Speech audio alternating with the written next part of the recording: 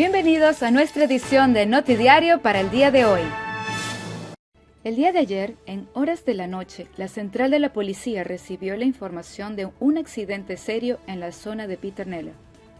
Se trataba de un lamentable accidente en el que un joven bombero ha perdido la vida con su moto, la cual, indicaron los testigos, por el fuerte sonido del golpe, pudo haber perdido el control arrojándolo violentamente a la mitad de la vía, ocasionándole posterior a ello múltiples lesiones, sobre todo a nivel de la cabeza.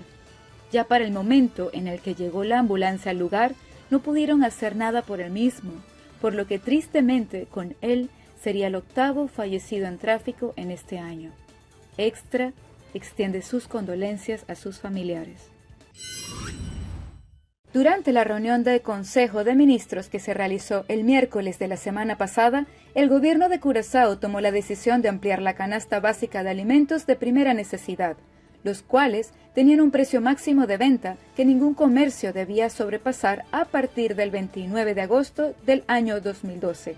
Estos consistían en 27 artículos, entre los cuales se encontraban comestibles, productos de limpieza y otros productos para el hogar.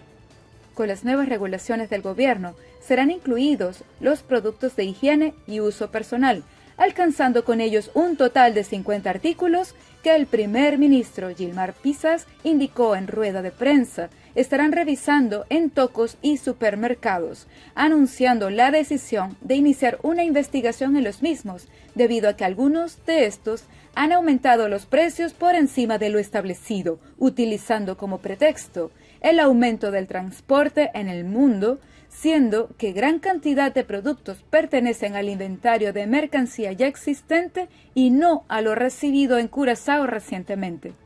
El ministro Ruiz Andreusinche informó que esto es parte de las medidas del nuevo Plan de Recuperación Económica, junto a otros proyectos que incluyen el desarrollo del sector agricultor, apoyo a la pequeña y mediana empresa, incentivos para inversionistas y comerciantes, entre otros.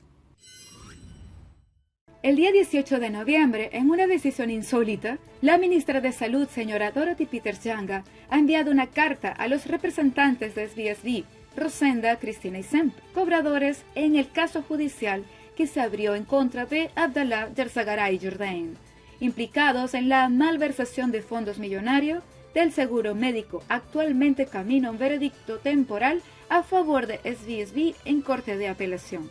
En su carta, explica que no ve los suficientes elementos para seguir con la investigación, por lo que ha ordenado a los cobradores a parar de inmediato el caso, a liberar los bienes que les han sido incautados a los acusados y, basándose en el artículo 11, solicitó pongan su cargo a la orden.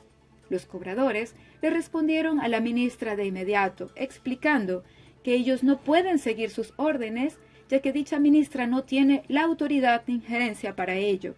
Destacan a su vez que no se cumplen los lineamientos descritos en el artículo 11 que menciona, como para pedir se les destituya de sus puestos, y más bien indican a la ministra se enfoque más en preocuparse por salvaguardar los intereses de la comunidad y el bienestar de la misma de acuerdo a su cargo.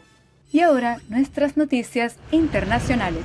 Austria entró oficialmente el lunes en confinamiento general para combatir la pandemia de coronavirus. Comercios, restaurantes, mercados navideños, salas de concierto y peluquerías cerraron el lunes sus puertas en Viena, al entrar en vigor una medida que ningún país de la Unión Europea había tomado desde el inicio de las vacunaciones masivas. Pero las escuelas siguen abiertas y las calles de la capital estaban más bien animadas. Racionalmente, este confinamiento tiene sentido para bajar el número de casos, pero personalmente es una locura. Llevo 2 años intentando mantener mi vida social. Es algo muy importante para nosotros los jóvenes. Llevo 9 meses esperando para tener una cita con mi novio. Por su parte, Eslovaquia empezó a aplicar un confinamiento para las personas no inmunizadas, quienes tendrán prohibido entrar en tiendas que no sean consideradas esenciales, como las de comestibles o las farmacias. El país del centro de Europa tiene una de las tasas de infección más altas del mundo, y poco más del 45% de la población está totalmente vacunada. Todas las tiendas, excepto las esenciales, deberían cerrar absolutamente antes de Navidad, porque las cifras de positividad de coronavirus son alarmantes. Eso ayudaría un poco más que este confinamiento parcial.